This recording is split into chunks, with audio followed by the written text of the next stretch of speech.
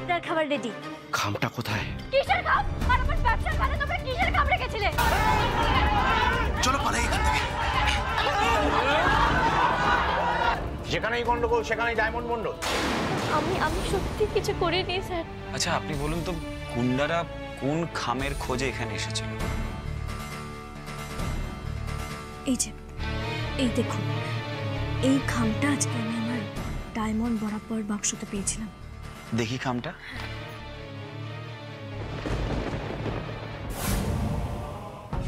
আর আমার তো এখন অব্দি এটাই মাথায় আসছে না যে পুলিশের ওপর মহলের লোকজন আপনাকে কি করে চিনল।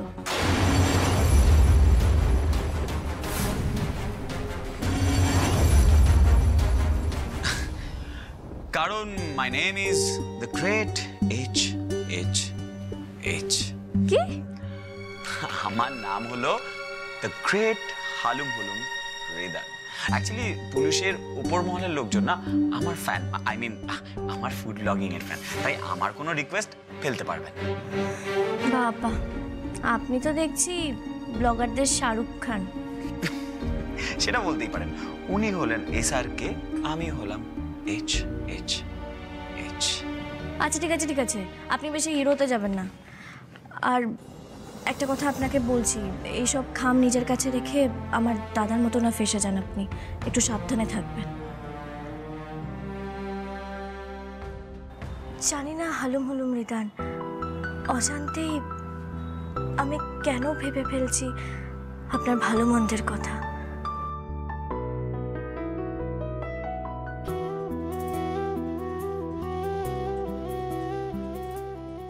কেনর উত্তর পেলে নিশ্চয়ই আমায় জানাবেন, কেমন?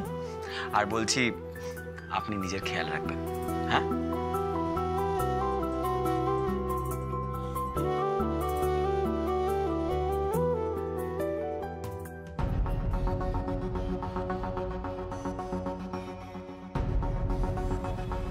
কি আছে এই খামের মধ্যে?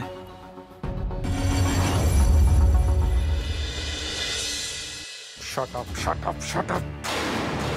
All are losers. এরকম একটা মাস্টার প্ল্যানের ছক তোমরা ডায়মন্ড মন্ডলের ভ্যানে রেখে চলে এলে, আর এখন বলছো সেটা উদ্ধার করে আনতে পারিনি। একবার ভেবে দেখেছো এটা যদি পুলিশের হাতে পড়ে যায় কি হবে? এতদিনের চেষ্টা বৃথা হয়ে যাবে, আমরা হাজার পাপ পিছিয়ে যাব। সরি, আপনি চিন্তা করবেন না, যে করেই হোক আমরা ওই প্ল্যানের ছকটা জোগাড় করে আনবো। কি করে আনবে? আবার পাবলিক প্লেসে যেভাবে বন্দুকবাজি করে এলে সেভাবে? সমস্ত নিউজ চ্যানেলে দেখাচ্ছে দুজন টেররিস্ট নিউ টাউন শপিং মলের বাইরে সবাইকে ভয় দেখাচ্ছে, ডায়মন্ড মন্ডলকে ধমকাচ্ছে। ভাইরাল হয়ে গেছো তোমরা, বুঝতে পারছো? জানো এটা জানো পাবলিকের হাতে ধরা পড়লে কি হতো? মেরে না তোমাদের পাটপাট করে দিত। ভুল হয়ে গেছে। ভুল শোধরাও। ওই ডায়মন্ড মন্ডলের কাছ থেকে খামটা নিয়ে এসো, যেভাবে পারো নিয়ে এসো। কিন্তু ও তো বলছে ওর কাছে খামটা নেই। মিথ্যে কথা বলছে ও। বন্দুকের সামনে দাঁড়িয়ে মিথ্যে কথা বলবে ওইটুকু মেয়ে?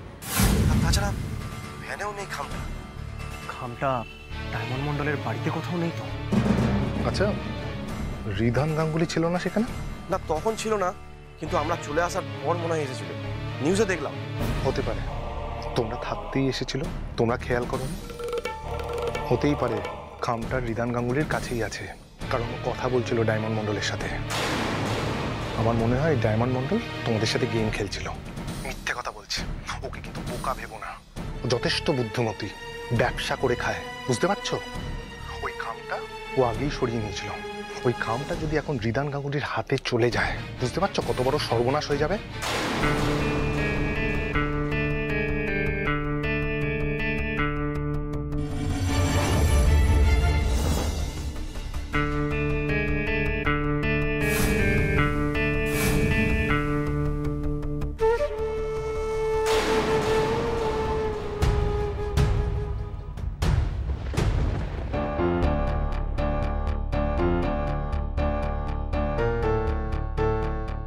আমি এখন রাখছি।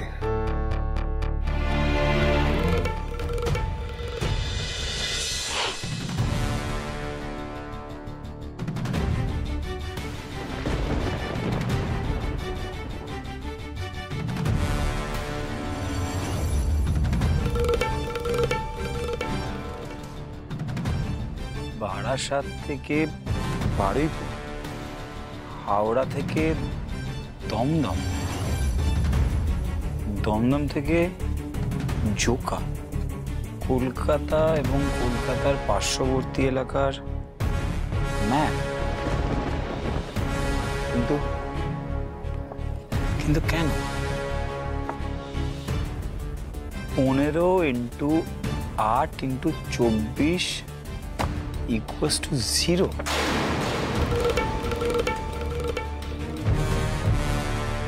10টা জায়গায় রেড মার্ক করা, কিন্তু কেন? কি প্ল্যান ওদের?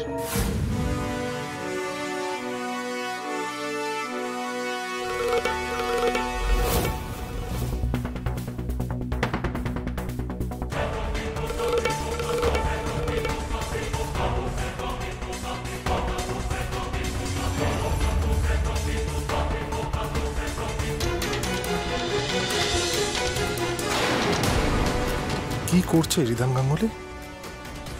এখান থেকে তো কিছুই দেখতে পাচ্ছি না। তবে কি খামটা পায়নি নাকি পেয়েছে? না হলে এভাবে চুপি চুপি বাড়ি ঢুকে এলো কেন?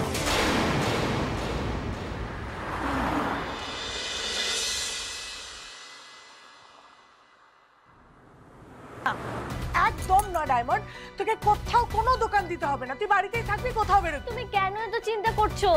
ও বাবা, বাবা একটু মাকে বোঝাও না। হ্যাঁ রে ডায়মন্ড, তোর মা ঠিক কথাই বলেছে, কাজের চেয়ে প্রাণ আগে মা। তুই বরং কটা দিন বাড়িতেই থেকে যা। কিন্তু ও মা, একটু আমার কথাটা শোনো না। না না না, একদম আমি তোর কোনো কথা শুনবো না। বাবা যেটা বলেছে সেটা তোকে শুনতেই হবে। তুই বাবু দুজনেই বাড়িতে থাকবি, কোথাও বেরোবি। আর সত্যি সত্যি যদি গুলিটা তোর গায়ে লেগে যেত ডায়মন্ড, না না, আমি তো আর ভাবতেও পারছি না। হ্যাঁ, তোর একটা অ্যাক্সিডেন্ট হয়ে গেলে কি করতাম আমরা? না না ডায়মন্ড, মা কিন্তু একদম ঠিক কথা বলছে, বাবাও ঠিক কথা বলছে। তোর এখন কয়েকটা দিন বাড়ি থেকে না বেরোনোই ভালো। তুই বরঞ্চ দোকানটা বন্ধ রাখ। মা, তোমরা সবাই এরকম কথা বলছো মানে তো দাদার অপরাধ বোধ হচ্ছে। একবার তাকিয়ে দেখো দাদার দিকে, ওর মনে হচ্ছে যে ওর জন্য সবকিছু হয়েছে। দয়া করে দেখো, দয়া করে তোমরা দাদাকে অপরাধ বোধের মধ্যে ফেলো না। আর ওই লোকগুলো কেন এসেছিল, কি কারণে এসেছিল, সেটা তো আমি জানি না। আর ওই খামেও বা কি ছিল সেটাও আমার কাছে জানা নেই। সেই কারণে কি আমি আমার ব্যবসাটাই বন্ধ করে দেব? আমি আমার ব্যবসাটা বন্ধ করে দিলে খাবোটা কি? হ্যাঁ, দোকানে তো আমাকে যেতেই হবে। অনেক কষ্টে নিউ টাউনের শপিং মলের বাইরে আমি একটা জায়গা পেয়েছিলাম বড়া পাওয়ে দোকান দেবো বলে। আমি যদি ওই জায়গাটাই ছেড়ে দিই তাহলে আমি দোকানটা দেবো কোথায়? আমার তো দোকানটা বন্ধ করে দিতে হবে। কিন্তু আমি তো ফোনের নিউজে দেখলাম যে ওখানকার আশেপাশের সব দোকানদাররা তো তোকে অপছন্দ করে। তুই ওখানে দোকান দিয়েছিস বলে সবাই তো তোর উপর রীতিমতো ক্ষিপ্ত। কিন্তু পুলিশ আমাকে আশ্বাস দিয়েছে দিদি। হ্যাঁ, ওরা খোঁজ খবর লাগাচ্ছে আর আমাকে এটাও বলেছে যে আমি নিশ্চিন্তে দোকানটা চালাতে পারি। আর হালুম হুলুম রিদানও বলেছে যে পুলিশের বড় কর্তাকে উনি চেনেন, ওনার জানাশোনা আছে, তাই উনি কথা বলবেন। কিন্তু তাও ডায়মন্ড, তুই যদি এখন দোকান খুলিস তাহলেও কিন্তু তোকে সাবধানে সবটা করতে হবে। ওই খবরটা শুনেই আমাদের খুব চিন্তা হচ্ছিল সর্দি। আমি জানি ভাই, আমি জানি, ওই জন্য তো আমি দৌড়াতে দৌড়াতে এখানে চলে এলাম তোদেরকে বলতে যে আমি একদম ঠিক আছি। তুই দেখিস পুলিশ খুব তাড়াতাড়ি ওই গুন্ডাগুলোকে ধরে ফেলবে। কিন্তু ডায়মন্ড, এটা তুই কি করে জানলি যে ওদের ধরে ফেলবে? তুমি চিন্তা করো না বাবা, দেখবে সব ভালোভাবে মিটে গেছে। সেই আশা তো আমিও করছি। আর তাছাড়া এবার তো তুমি আমার পাশে আছো, বাপ বেটা মিলে একেবারে জমিয়ে গণবিবাহটা দেবো।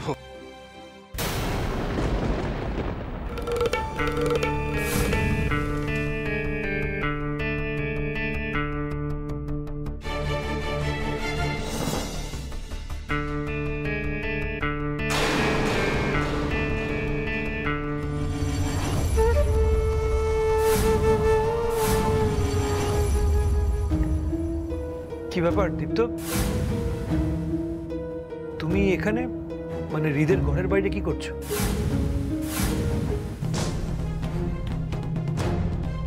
কোথায় রাখবো এটা? না, এখানে রাখি। এখানেও সার্চ করতে পারে বাবা। না, এখানে রাখা যাবে না। বালিশ।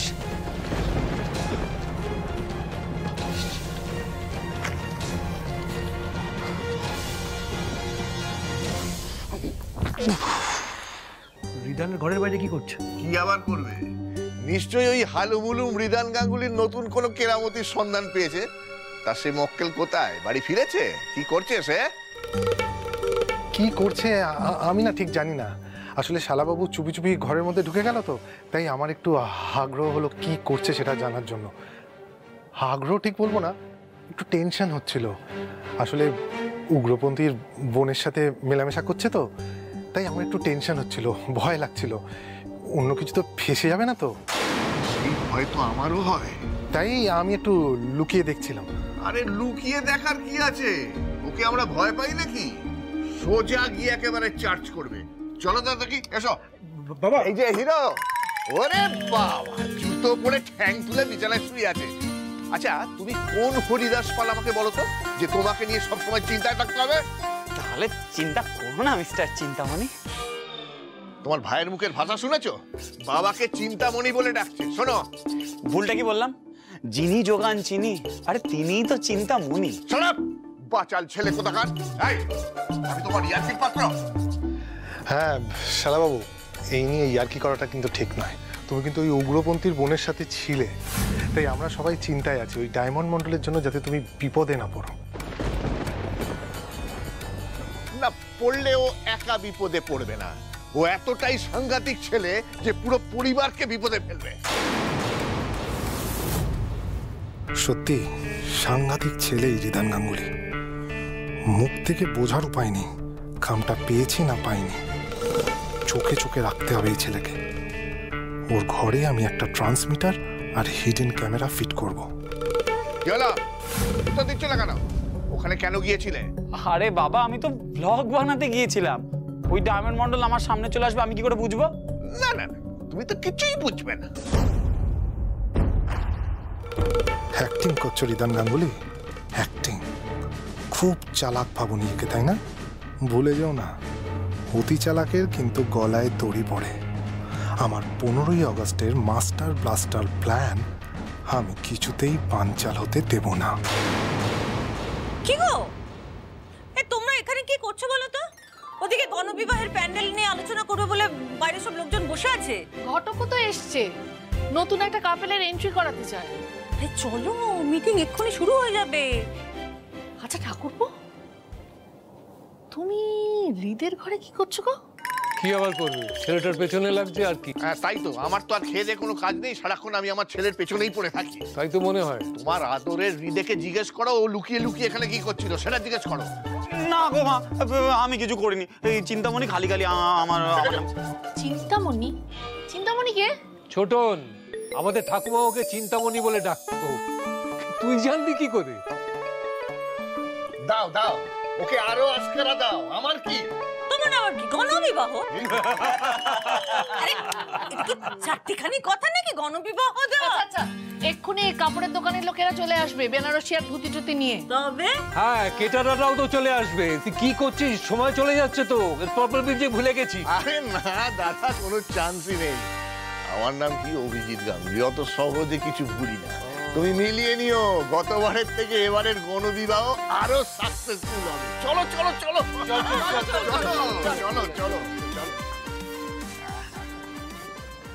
এই কি ব্যাপারটা কি বলতো, মানে হচ্ছেটা কি? এই তুই সবসময় অনিতাদির মেয়ের সঙ্গে ঘুরে বেড়াচ্ছিস, ব্যাপারটা কি? ব্যাপারটা আবার কি? দুজনে প্রেম করছে তাই।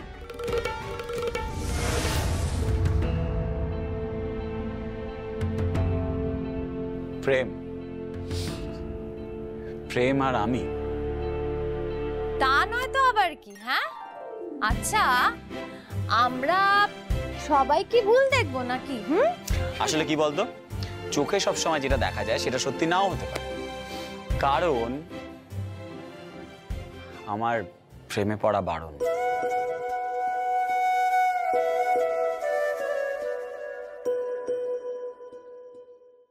শালাবাবু, সত্যি করে বলো, সবাই কিন্তু ভয় পাচ্ছে। তোমরা সবাই এরকম ভাবে আমায় জেরা কেন করছো বলো তো? কেন জেরা করার অধিকার শুধু পুলিশের? না, ডায়মন্ড মন্ডলকে তুমি কোনো কাজে হেল্প করছো বা তোমার কোনো কাজে ও তোমায় হেল্প করছে? মানে না, মানে এর পেছনে বিশেষ কোনো স্বার্থও থাকতে পারে। স্বার্থ? স্বার্থ আছে তো, আছে। দেশ সেবার স্বার্থ, মানবিকতার স্বার্থ। এই মানেটা কি? মানে মানে আমি হিডেন ট্যালেন্টদের নিয়ে ব্লগ বানাই, অচেনা অজানা হিরেদের সবার সামনে তুলে ধরি, দেশের হিডেন ট্যালেন্টদের সবার সামনে আমি প্রকাশ করি, দেশের জন্য বিপ্লব করি। বিপ্লব করা অত সহজ নয় শালাবাবু। জানি তো জানি, আর সেই কারণেই দেশের ছোট ছোট বিপ্লবীদের পাশে দাঁড়াই আমি। ডায়মন্ড মন্ডলও ঠিক সেই রকমই একজন সাংসারিক বিপ্লবী।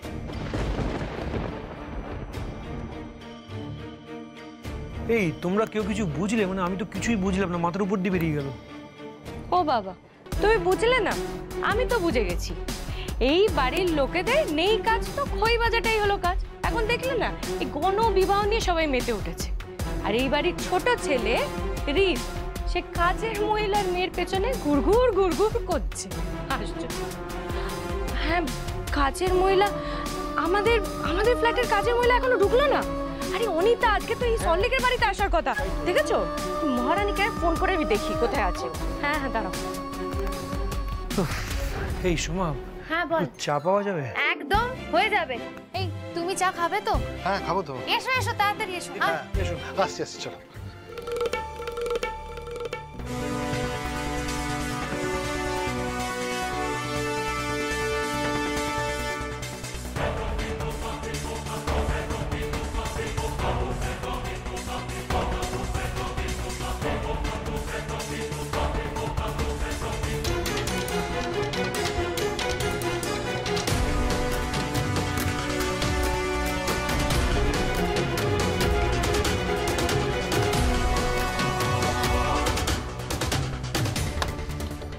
খামটা তো এখানে নেই, তাহলে কি খামটা এখনো ডায়মন্ড মন্ডলের কাছে আছে?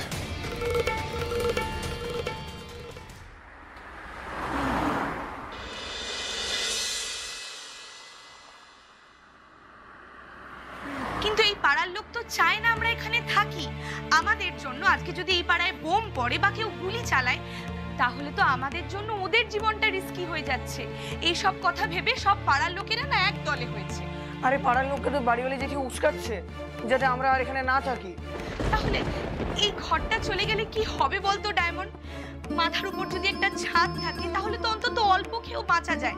আর ওই বড়া পাওনা ছাই ওসব বেচে তোর কি এমন হাতি ঘোড়া সাপ ব্যাংক ইনকাম হয় বলতো?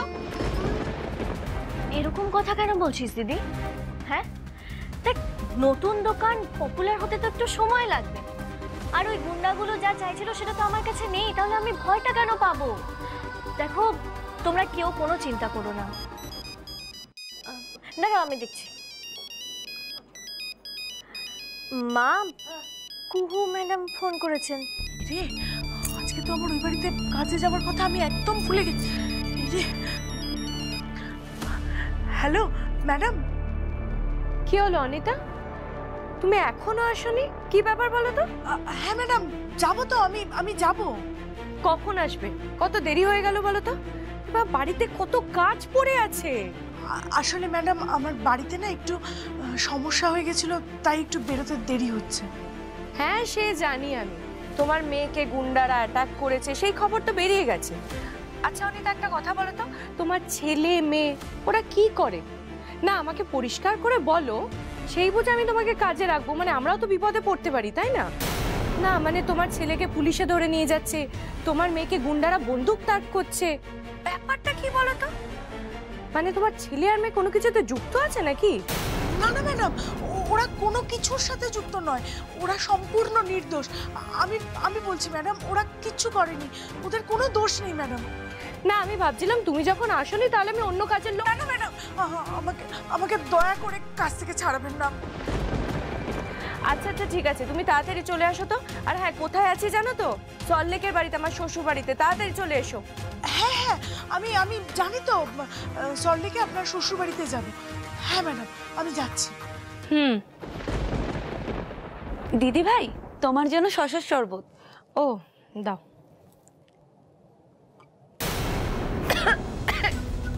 ছি, এটা কি বানিয়েছো তুমি? শসার শরবতে এবার কেউ নুন দেয় নাকি? তুমি জানো না যে আমি কাঁচা নুন খাই না, আমি শুধুমাত্র পিঙ্ক সল্ট খাই।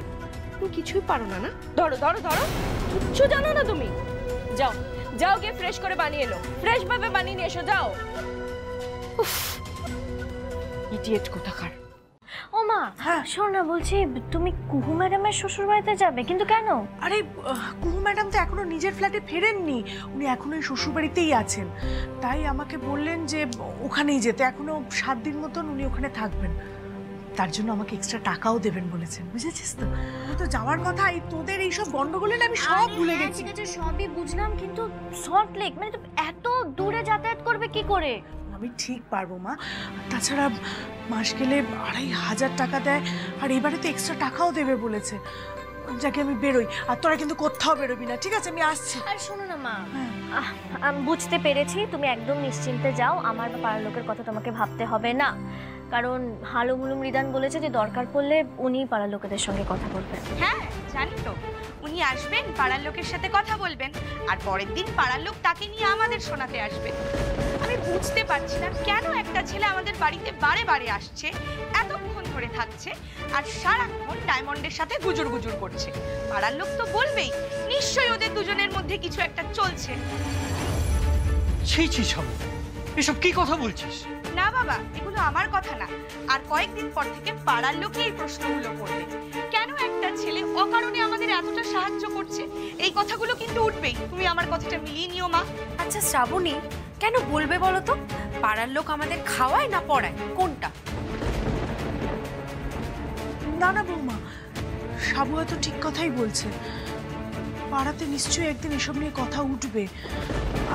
আমি মানছি যে রিদান ছেলেটা খুব ভালো, কিন্তু ও তো ওই কুহু ম্যাডামের দেওর হয় না।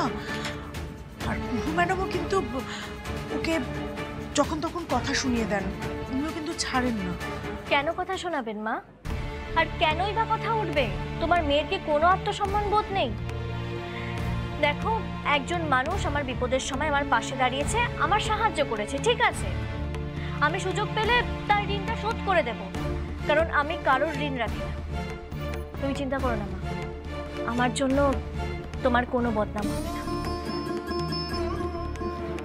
আচ্ছা ঠিক আছে, আমি বেরোই। হ্যাঁ বাবু, আসছি। বৌমা সাবধানে থেকো। আসছি, আমি সাবধানে এসো। হ্যাঁ আমি বেরোলাম, তোমরা সাবধানে থেকো, আমি পরে ফোন করবো। হ্যাঁ। ওই হালুম হুলুম রিদানকে তো খামটা দিয়ে দিলাম, কিন্তু উনি খামটা নিয়ে কি করবেন? যদি পুলিশকেও দেয়, পুলিশই বা কি করবে?